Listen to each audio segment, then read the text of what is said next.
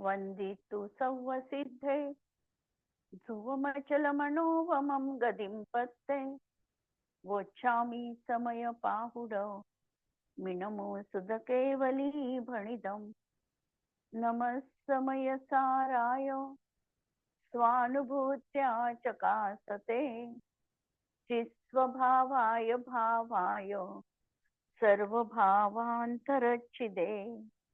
अंतिम शासन नायक 1008 भगवान महावीर स्वामी की जय। द्वादशांग श्रुत देवी की जय। स्वाध्याय कक्ष संपेपर्यंत आपणा सर्वांना चतुर्विध आहाराचा त्याग असणार आहे। समयसार ग्रंथ आपण बघतो आहे आणि सर्व विशुद्ध ज्ञानाधिकारामध्ये आमची कर्ता आणि भोक्तेपणाची चर्चा सुरू आहे। काल आम्ही जसं 2 कलशांमध्ये बघितलं की या जगतामध्ये संपूर्ण वस्तुतत्व जे आहे ते असहाय्य आहे, स्वाधीन आहे, ते त्याचं कार्य करण्यासाठी समर्थ आहे आणि प्रत्येक वस्तू ही आपल्या स्वद्रव्य, स्वक्षेत्र, स्वकाल आणि स्वभावामध्ये निरंतर शोभत आहे, विद्यमान आहे आणि जीव त्या परद्रव्याला केवळ जाणतो, पण त्यापासून तो सर्वथा भिन्न असतो। अज्ञानी मात्र त्या ठिकाणी मी करतो अशी कल्पना करतो आणि म्हणून तो अज्ञान भावाचा करता असतो। वस्तुव्यवस्था ही अत्यंत सूक्ष्म, गंभीर पण तरीही अत्यंत व्यवस्थित आहे। वस्तुव्यवस्थेमध्ये यत्किंचित देखील कुठेही हेरफार, इकडे तिकडे बदल हे संभवनीय नाही। काल उदाहरण आम्ही बघितलं होतं, पाणी गरम झालेलं आहे, त्यातही पाण्याचे परमाणू उष्णरूप परिणमले आणि अग्नी हा त्यासाठी अनुकूल बनला। पाण्यातील परमाणू मध्ये त्या समयात उष्णरूप होण्याची योग्यता होती आणि म्हणून ते पाणी अग्निरूप म्हणजे गरम झालेलं आहे। दृष्टी परावरून हटवून एकाच द्रव्यावर केंद्रित करण्याची आचार्यांनी आम्हाला त्या ठिकाणी आदेश दिलेला आहे। अशा तऱ्हेने आम्ही 2 कलश काल बघितले आणि यानंतर परत कलशच अमृतचंद्र आचार्य ठेवणार आहे। 214 नंबरचा कलश आहे। यत्तु वस्तु कुरुतेऽन्य वस्तुनः किंचनापि परिणामणः स्वयं व्यावहारिक दृश्येव तन्मतं नान्यदस्ति किमपीह निश्चयात्। कोणतीही वस्तू ही स्वयं परिणमनशील अन्य वस्तूचे काहीतरी करते असे म्हणण्यात येते। पहिल्यांदा तर आम्हाला वस्तूच्या मर्यादा जाणायच्या आहे की वस्तू आपल्या सत्रूपाने नित्य विद्यमान असते, तिचा कधीही नाश होत नाही। वस्तूमधलं अस्तित्व गुणधर्म सांगतो। वस्तू स्वतःचा नाश न करता देखील प्रति समय परिणमनशील आहे, हा वस्तूचा द्रव्यत्व स्वभाव आहे आणि हा अकृत्रिम आहे, हा साही द्रव्यामध्ये आहे, हा कुणी निर्माण केलेला नाही। म्हणून वस्तू तिच्या योग्यतेने प्रति समय परिणमन करत असते। आता हे परिणमन करत असताना 2 द्रव्यांमध्ये जेव्हा आम्हाला काल प्रत्यासत्ती दिसते आणि ती निरंतर तशा प्रकारची दिसते, त्यावेळेला आम्ही त्या 2 द्रव्यांचा संबंध जोडतो आणि म्हणतो की यामुळे हे त्या प्रकारचं कार्य घडलेलं आहे। म्हणून कोणतीही एक वस्तू स्वयं परिणमनशील अन्य वस्तूचे काहीतरी करते असे म्हणण्यात येते, ते केवळ व्यवहार दृष्टीने आहे। व्यवहार दृष्टीने 2 द्रव्यामध्ये काल प्रत्यासत्ती दिसली म्हणजे एकाच कालात 2 द्रव्याचं परिणमन आम्हाला तशाच दिसलं। जसं आम्ही सूर्याचं उदाहरण घेतलं की सूर्य उगवला की सूर्य विकासची कमळं जी आहे ती उगवतात। म्हणजे सूर्याचं उगवणं आणि सूर्य विकासची कमळांचं फुलणं, या 2 गोष्टींमध्ये एक काल आहे, याला म्हणायचं काल प्रत्यासत्ती। आणि ही अशी आम्हाला निरंतर पाहायला मिळते की सूर्य उगवल्यावरच ही कमळं उगवतात. आणि म्हणून आम्ही त्याच्यात संबंध जोडतो की सूर्यानी कमळाला फुलविलं. हा जो आम्ही भाव व्यक्त करतो, सूर्यानी फुलविलं, तर सूर्य तर स्वतःच्या ठिकाणी आहे आणि कमळ आपल्या ठिकाणी आहे. पण अशा दोन मध्ये काल प्रत्याशक्ती किंवा याला म्हणतात बाह्य व्याप्ती, ही बाह्य व्याप्ती पाहून हा अज्ञानी याच्यामुळे हे कार्य झालेलं आहे असं त्या ठिकाणी म्हणतो. म्हणून असं व्यवहारीचं म्हणण्यात आहे. निश्चयाने या विश्वामध्ये अन्य द्रव्यामध्ये तर काहीही केले नाही. पण निश्चय कथन वस्तू व्यवस्था पाहतो, मूळ ओरिजिनल वस्तूचं स्वरूप काय आहे तिकडे त्याची दृष्टी आहे. वरपांगी निमित्त नैमित्तिक संबंध किंवा या सगळ्या गोष्टींना तो गौण करून मूळ उगम कुठे आहे, मूळ स्रोत कुठे आहे तिथपर्यंत येऊन ठेपतो.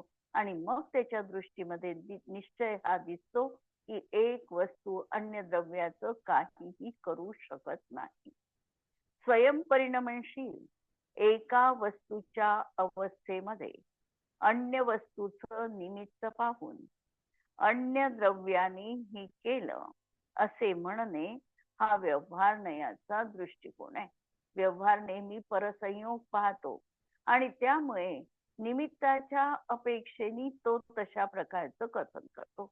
आणि कार्य होत असताना 5 समवाय असतातच, त्याच्यामध्ये एक निमित्त हे देखील एक समवाय आहे. म्हणून निमित्ताचं कार्य तिथे म्हणजे निमित्त आपल्या रूपाने तिथे विद्यमान आहे आणि त्या निमित्ताला प्रधान करून हा त्या निमित्ताने ते कार्य झालं अशा प्रकारचं कथन करतो असे म्हणणे. पण हा व्यवहार नयाचा दृष्टिकोन आहे आणि तो फक्त निमित्त नैमित्तिक संबंध दाखवतो. निश्चयाने तर त्या द्रव्यामध्ये निमित्ताने काहीही केलेले नाही. कारण वस्तू स्वभावानेच परिणमनशील असल्यामुळे एका अवस्थेपासून दुसऱ्या अवस्थेपर्यंत ती स्वयमेव परिणमते. आता जे काही परिणमन तिच्यामध्ये होत आहे ते तिच्या स्वयंच्या स्वकाल योग्यतेने होते आहे. त्या द्रव्याचा तो स्वकाल असेल त्या रूपाने वस्तूमध्ये परिणमन होताना आम्हाला दिसत आहे. पण कथनामध्ये मात्र 5 समवायांपैकी कोणत्याही एकाला प्रधानता देऊन आम्ही कथन करू शकतो. कधी कधी आम्ही नियतीला प्रधानता देऊन म्हणजे जी भवितव्यता आहे किंवा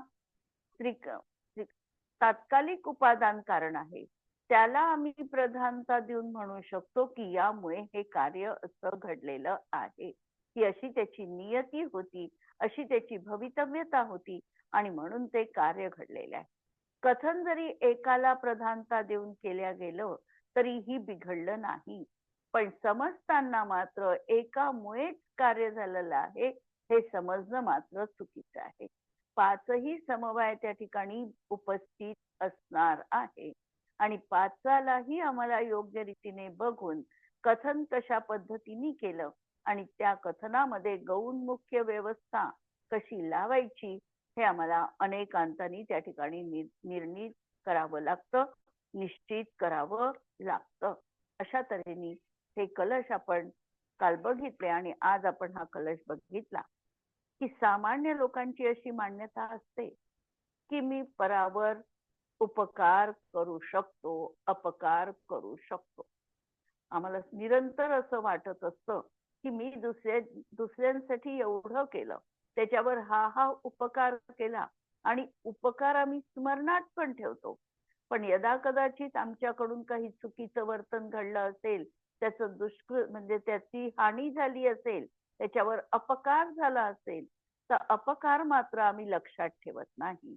पण आचार्य म्हणतात तू परावर उपकारही करू शकत नाही आणि परावर अपकारही करू शकत नाही. त्याचा जर तसा असाचा उदयाला असेल तर तू निमित्त कारण त्याला बनू शकेल. पण निमित्ताने उपादानात काही केलं असं मात्र होऊ शकत नाही. आणि यदा कदाचित त्याचा साताचा उदय असेल तर तुझ्या निमित्ताने त्याच्या जीवनात सुख देखील त्याला मिळेल, पण याचा अर्थ तू त्याला सुख दिलं असं मात्र आम्ही समजायचं नाही. कथन आम्ही काय करतो हे महत्वाचं नसून आमच्या अभिप्रायात, आमच्या मान्यतेमध्ये ती गोष्ट काय आहे हे आम्हाला समजलं पाहिजे. अभिप्राय आम्हाला निरंतर चांगलाच असायला पाहिजे, योग्यच असायला पाहिजे. सम्यक दृष्टीच्या जीवनामध्ये अभिप्राय तो कधीही चुकीचा त्याचा असत नाही. या सगळ्या तत्वार्थ सूत्रामध्ये प्रत्येक द्रव्याचे एका द्रव्यावरचे दुसऱ्या द्रव्यावर उपकार सांगितलेले आहे. सूत्र जर आठवत असेल तर परस्परोपग्रहो जीवानाम, आमचं जैनांचं ब्रीद वाक्य असलेलं हे सूत्र आहे की एक जीवाचा दुसऱ्या जीवावर उपकार होतो. आम्ही सोबत राहतो आणि सोबत राहत असताना एकमेकांचा आश्रय घेऊन आम्ही एकमेकांसाठी काही करतो, त्यांच्यावर आम्ही उपकार करतो. आगम भाषेमध्ये हे योग्य आहे आणि आगम भाषा तशी म्हणणार आहे, पण त्या आगम भाषेमधून देखील आम्हाला अध्यात्म शिकायचंय, कारण अध्यात्मच आमच्यासाठी उपादेय आहे.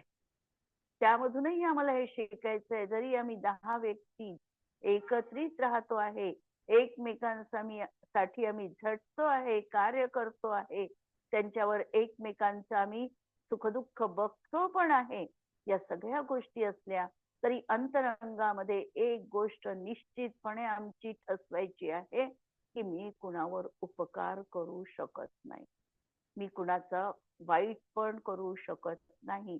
जे होईल ते त्याच्या भवितव्यतेनुसार होणार आहे. आम्ही सोबत आहे, आम्ही भावना केलेली आहे, ती जी भावना मी केलेली आहे त्या भावनेचा मी करता आहे, नक्की सुखाचा मी करता आहे.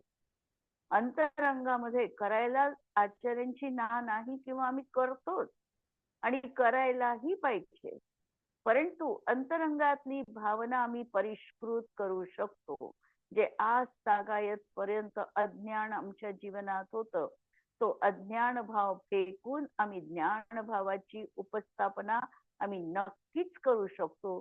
म्हणून आमचा अभिप्राय आम्हाला समीचीन रीतीने ठेवायचा आहे. आणि एकदा जर का हा अभिप्राय आमचा बदलला किंवा आम्ही बदलविण्याचा पुरुषार्थ केला की आमची अहंकाराची भाषा देखील समाप्त होते.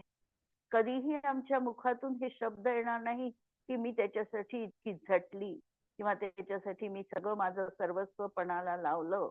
हे आमच्या जीवनात कधीही येणार नाही. प्रत्येक वेळेला हा स्वतःला समुपदेशन देऊन स्वतःला स्थित करेल की हे जे घडलं आहे ते प्रत्येकाच्या भवितव्यतेनुसार घडलेलं आहे.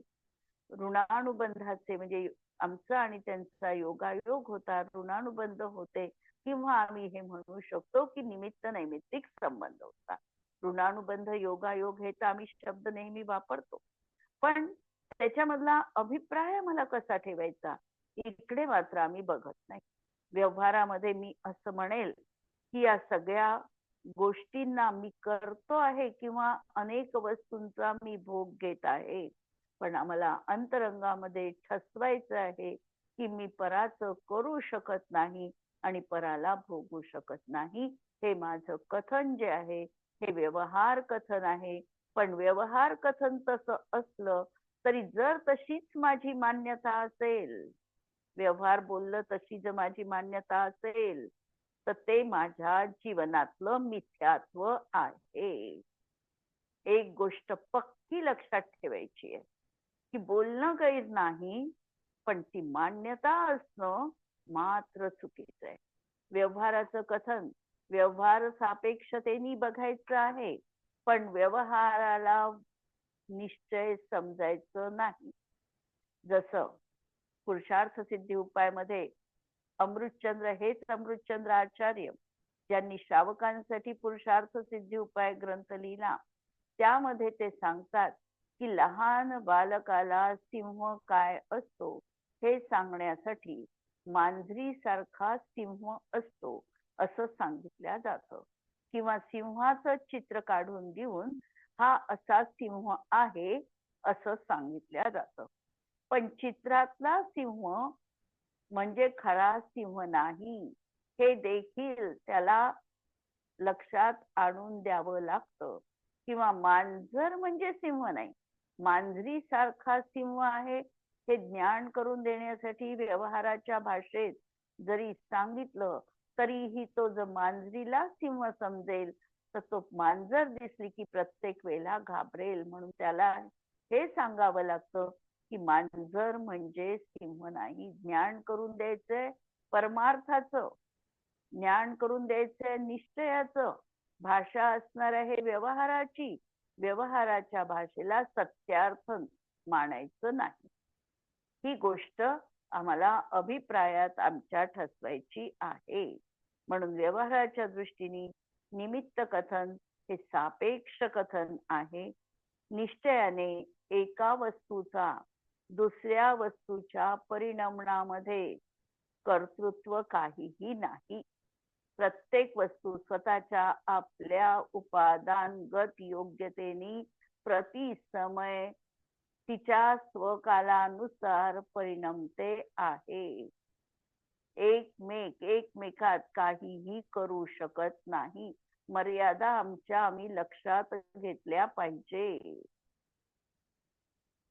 म्हणजे यामध्ये निमित्ताला आम्ही जे निमित्त म्हटलं आहे ते चूक नाही, पण व्यवहाराला परमार्थ मांडणे हे चुकीचं आहे. निमित्त तर अनुकूल सहाय्यक आहे, मूल वस्तू तर आपल्या पर्यायीमध्ये आपल्या पुरुषार्थाने परिणमते.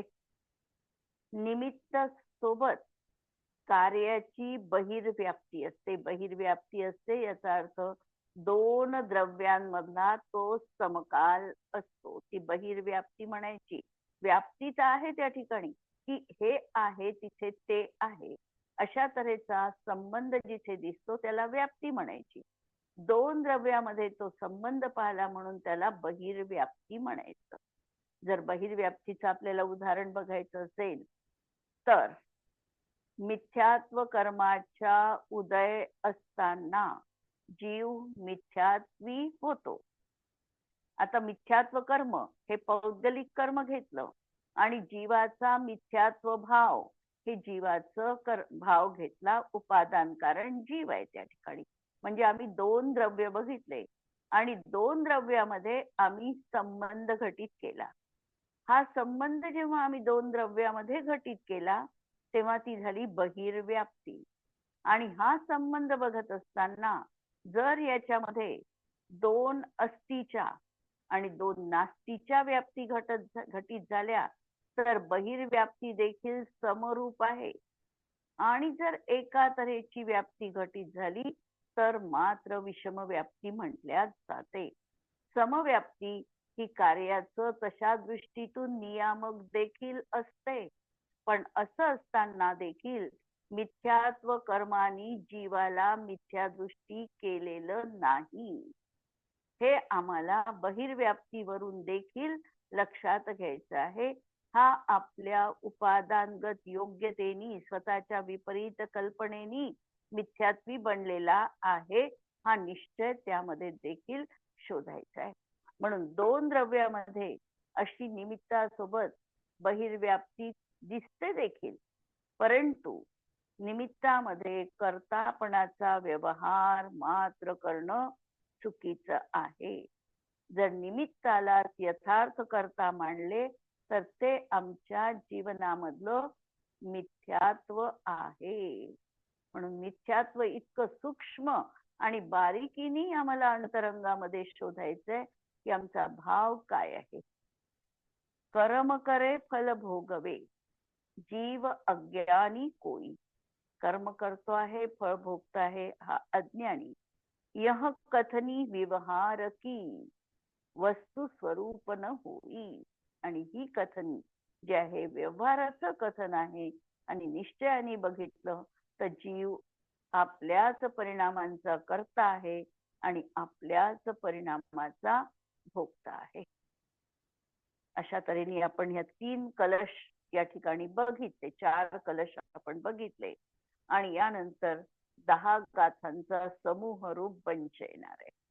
या 10 गाथांमध्ये आचार्यांनी चुनखडीचा दृष्टांत, चुनखडी आणि भिंत, म्हणजे भिंतीला आपण रंग लावला, तर रंग जो लावलेला आहे तो रंग भिंतीत गेला का, अशा तऱ्हेच्या 10 गाथांचा हा बंच ठेवून आपल्याला निश्चयने आणि व्यवहारण्याने आत्म्याच्या ज्ञायोग स्वभावाचं स्पष्टीकरण केलेलं आहे.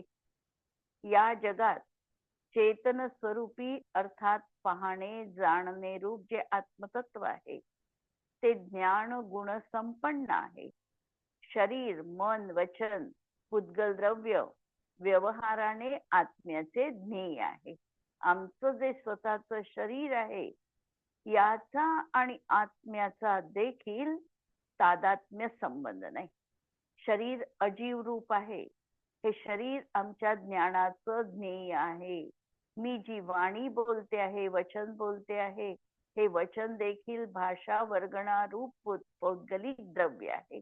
आणि या पौद्गलिक द्रव्याचा हा जीव केवळ ज्ञाता होतो आहे. मी बोलते आहे ही व्यवहाराची भाषा आहे. आत्मा बोलता, आत्मा अगोचर आहे, वचन अगोचर आहे, शब्दातीत आहे. ही जी काही शब्द वर्गणा बनते आहे आणि भाषा रूप परिणमते आहे ते भाषा वर्गणेचं कार्य आहे. त्याचा आणि आत्म्याचा अत्यंत पृथक संबंध आहे. किंवा मी जे काही मनामध्ये विकल्प करते आहे, मन देखील पौद्गलिक आहे आणि या अनुषंगाने हे देखील माझ्यापासून अत्यंत भिन्न आहे.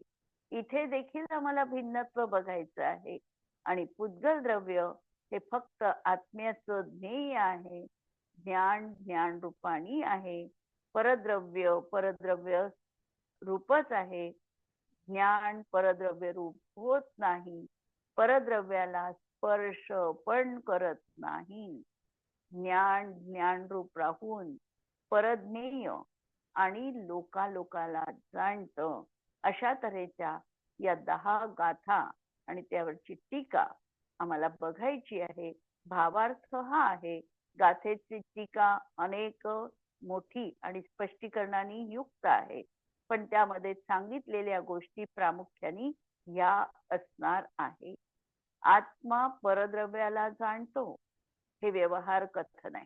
जसं आम्ही काल बघितलं, आत्मा जाणतो कुणाला, तर आत्मा स्वतःच्या ज्ञान पर्यायीलाच जाणतो. पण ही ज्ञान पर्याय परज्ञेयाच्या निमित्ताने झालेली त्याची असते. म्हणून आम्ही परज्ञेयाला जाणतो असं बोलतो आणि हे म्हणणं हे व्यवहार कथन आहे. किंवा आत्मा आपल्या ज्ञायक स्वभावाला जाणतो हे म्हणणं ही व्यवहार आहे. कारण या ठिकाणी आत्मा आणि जाणणं असा जो भेद केलेला आहे, हा भेद देखील सद्भूत व्यवहारण्याचा विषय असल्यामुळे हे देखील व्यवहार कथन आहे. मग निश्चय कथन कोणतं? तर पहिल्यांदा तर निश्चय व्यवहाराने सांगितलं त्याला नाकारतो, नेती म्हणतो आणि स्वतःची उपस्थापना करतो. तो कथन काहीच करत नाही. पण कथन करा म्हटलं तर आम्ही सांगू शकतो की आत्मा ज्ञानमय आहे. बस, आम्हाला भेद करायचा नाहीये. आम्हाला ज्ञानमय आहे हे म्हणतानाही अभेद दाखवायचा आहे. सांगितल्या जाईल कथनचित भेदानी, पण हे कथन अभेद रूपाला निर्देश करतं आणि म्हणून हे निश्चय कथन आहे. आतापर्यंत आपण कर्ता भोक्ता भोग्य भोग कर्मभोग्य या संबंधाचा निषेध केलेला आहे. आता इथे ज्ञाता आणि ज्ञेय या व्यवहाराचा देखील निषेध करून न्यायक म्हणजे न्यायक या निश्चयाची स्थापना आचार्य करणार आहे.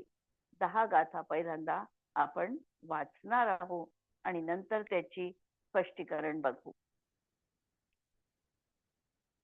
356 पासून 365 गाथांचा हा समूह आहे. जह सेडिया दुनन परस्य सेडिया सेडिया यसा होदी तह जान गो दुन परस्य जान गो सोदू. सेडिया याचा अर्थ सफेदी किंवा जो चुना वगैरे लावल्या जातो किंवा एखादं पितळीचं भांड असेल तर जी कलई वापरल्या जाते याला सेडिया एका शब्दाने म्हटलेलं आहे. जह सेडिया दुन परस्य सेडिया सेडिया यसा होदी तह पस्सगो दुन परस्य पस्सगो सोदू. वरच्या ओळी समान आहे. वरच्या याच्यात जानगो शब्द वापरलेले आहे, दुसऱ्या याच्यात पस्सगो शब्द वापरलेला आहे. पाहणारा. जह सेडिया दुन परस्य सेडिया सेडिया यसा होदी तह संजदो दुन परस्य संजदो होदी. आता तिसऱ्या याच्यामध्ये हा स्वभावाने संयमी आहे ही गोष्ट सांगितलेली आहे. म्हणून तह संयमो दुन परस्य. संयम काही हा परापासून नाही, हा स्वयं संयम स्वभावी आहे. जह सेडिया दुन परस्य सेडिया सेडिया यसा होदी तह दंसनम दुनम परस्य दंसनम तम तू. या ठिकाणी हा जीव परद्रव्याची नसून म्हणजे चुनखडी ही परद्रव्याची नसून चुनखडी रूपच आहे. याप्रमाणे दर्शन श्रद्धा श्रद्धे रूप परद्रव्याचं नाही तर ते दर्शन श्रद्धान स्वभावतः श्रद्धान्मयच आहे हे सांगितलेलं आहे. एवं तु निश्चयनयस्य भासिजं नाणदंसन चरिते सुनुव्यवहारस्य वक्तव्यं ते समासेन. निश्चय नयाचं आता व्यवहार नयाचं कथन सांगितलं. आतापर्यंत निश्चय नयाचं कथन झालेलं आहे. म्हणजे 5 गाथांमध्ये निश्चय सांगितला आणि आता व्यवहाराचं कथन सांगणार. जह परद्रव्यम सेडदी सेडिया अपनो सहावेन तह परद्रव्यम जानदी नादा विषयेन भावेन. जह परद्रव्यम सेडदी सेडिया अपनो सहावेन तह परद्रव्यम पස්සदी जीवो विषयेन भावेन. जह परद्रव्यम सेडदी कुसेडिया अपनो सहावेन तह परद्रव्यम विजहदी नादा विषयेन भावेन. जह परद्रव्यम सेडदी कुसेडिया अपनो सहावेन तह परद्रव्यम सद्दहदी सम्मादिठी सहावेन. एवं व्यवहारस्य दु विनिच्छो नानदंसनं चरिते भणिदो अन्नेषु विपज्येषु एमेव नादौ. अर्थ साधा वाचते आहे. भिंतीला रंगविणारी सफेदी कलई किंवा चुना आदी पांढरी वस्तू ज्याला खडी आपण म्हणू, जरी तिच्या निमित्ताने भिंत पांढरी झाली आहे असा व्यवहार होतो, भिंत रंगवली अशा प्रकारचा व्यवहार होतो, तथापि ती भिंतीच्या बाह्य भागामध्ये असल्यामुळे भिंत वगैरे परद्रव्य रूप नाही. तरी रंग जो आहे तो भिंतीमध्ये नाही तर भिंतीच्या वर आहे. त्याची अशी पातळ अशा प्रकारचं लेअर आहे आणि तिथे तो रंग आहे. आणि ती खडी तर स्वयं खडीच आहे आणि रंग तर रंगरूपच आहे. त्याप्रमाणे जाणणारा आत्मा ज्ञेयाला जाणतो. म्हणून ज्ञेय ज्ञायक व्यवहार असतानाही ज्ञेयभूत पराचा नाही. जरी हा आत्मा आम्ही व्यवहारामध्ये म्हणतो की मी पुस्तकाला जाणलं, मी टेबलाला जाणलं, मी परवस्तूला जाणलं, हा असा व्यवहार भाषेमध्ये होत असतो. परंतु असं असताना देखील कुणाला यांनी जाणलेलं आहे तर यांनी पराला जाणलेलं नाही. आपण पहिल्यांदा उत्थानिका कलशामध्ये दिलेली आहे त्या अनुषंगाच्या रूपाने पाहिलं तर आत्मा कशाला जाणतो हा मूळ प्रश्न आहे. तर आत्मा त्याची जी त्या समयातली ज्ञान पर्याय आहे त्यालाच आत्मा जाणतो. आता ज्या वेळेला मी पुस्तक माझ्या ज्ञानाचा ज्ञेय बनविते, म्हणजे परद्रव्याला मी ज्ञेय बनविलं, या परद्रव्याच्या निमित्ताने त्या समयात माझी ज्ञानाची पर्याय पुस्तक ज्ञान रूपाने परिणत झाली. आम्ही इतकी प्रक्रिया आहे त्या ठिकाणी, पण ह्या प्रक्रियेला आम्ही न बघता मधली कडी आम्ही गाळून टाकतो आणि मी पुस्तकाला जाणलं असं म्हणतो. आणि म्हणून हा निश्चयाचा व्यवहार आम्हाला तो समजण्यासाठी थोडे कष्ट पडतात किंवा त्याची भाषा आम्हाला लवकर अवगत होत नाही. पण लक्षात घ्या की या ठिकाणी आमचं जे आत्मद्रव्य आहे हे प्रतिसमय आत्म्याच्या ज्या पर्यायी होतात आहे त्या पर्यायीला जाणतं. आणि ज्ञानाचा असा सहज स्वभाव आहे की या ज्ञानात त्या समयात जे ज्ञेय प्रतिबिंबित होईल त्याला देखील त्या पर्याय सहित तो जाणतो. आता जेव्हा मी पुस्तकाला जाणत आहे तर त्या समयात माझा आत्मा या परद्रव्य रूप पुस्तकाला अशा प्रकारचा ज्ञेय बनवित आहे. या ज्ञेयाचं प्रतिबिंब किंवा या ज्ञेयामुळे माझ्या ज्ञानामध्ये माझी ज्ञानाची पर्याय त्या समयात पुस्तक रूप झाली. पुस्तक रूप म्हणजे पुस्तकाला जाणणं रूप झाली. आणि हे जे माझं त्या ठिकाणी आत्मपर्याय आहे त्या आत्मपर्यायीला आत्म्यानी जाणलेलं आहे. म्हणजे निश्चयाने आत्म्यानी स्वतःच्या ज्ञान पर्यायीला जाणलं. पण वैशिष्ट्य हे की ती ज्ञान पर्याय त्या समयात परज्ञेयाचं निमित्त घेऊन झालेली आहे. आणि म्हणून मी माझ्या ज्ञान पर्यायीला जाणलं हे हे आम्ही मधली कडी काढून टाकून मी पुस्तकाला जाणलं अशा प्रकारचं आम्ही कथन करतो. पण हे व्यवहार कथन आहे. म्हणून जाणणारा आत्मा ज्ञेयाला जाणतो. म्हणून ज्ञेय न्यायक व्यवहार असतानाही आणि असा ज्ञेय न्यायक व्यवहार देखील त्या ठिकाणी असतो आणि ज्ञेयभूत पराचा नाही. तो न्यायक आत्मा स्वभावतःच न्यायक आहे. पण ते ज्ञेय आहे म्हणून आत्मा जाणतो असं देखील नाही. म्हणून तो पराचा नाही, तर तो स्वयं न्यायक स्वभावीच आत्मा आहे. ज्याप्रमाणे पहिलं उदाहरण जाणण्यासंबंधी दिलं, जह जाणगो दुन परस्य, हे ते वर सांगितलं पहिल्या श्लोकामध्ये. आता दुसऱ्या श्लोकामध्ये हाच भाव आचार्य ठेवणार आहे, पण जाणगो शब्दाच्या ऐवजी दंसनम हा शब्द त्या ठिकाणी ठेवणार आहे. पस्तगोट शब्द ठेवलेला आहे. ज्याप्रमाणे चुनखडी ही परद्रव्य रूप नाही, चुनखडी ही चुनखडीच आहे. त्याप्रमाणे दर्शकात्मा दृश्य रूप परपदार्थांचा नाही. हा जो आमचा दर्शक आत्मा आहे, द्रष्टा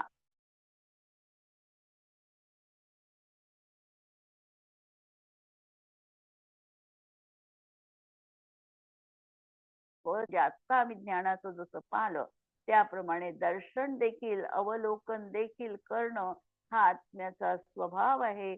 आणि तो पराचा दृष्ट म्हणजे पराला दृष्टमान करतो आहे.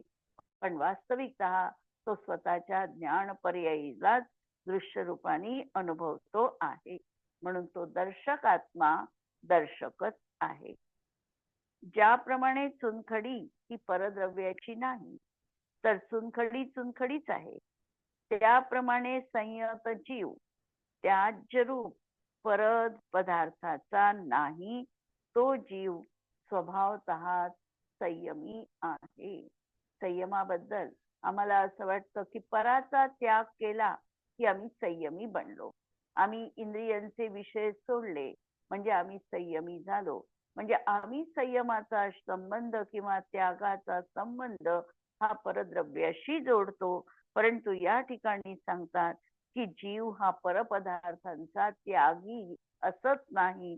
हा जीव स्वभावतःच संयम स्वभावी आहे. अशा तऱ्हेने या गाथा आपण उद्याला पुढचे स्पष्टीकरण बघणार आहोत आणि पुढे जाऊ.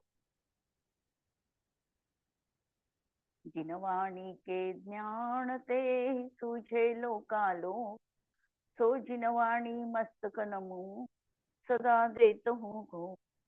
नमो अरिहंताणम नमो सिद्धाणम नमो आयरियाणम नमो वज्रायाणम नमो लोए सवसाहुणम.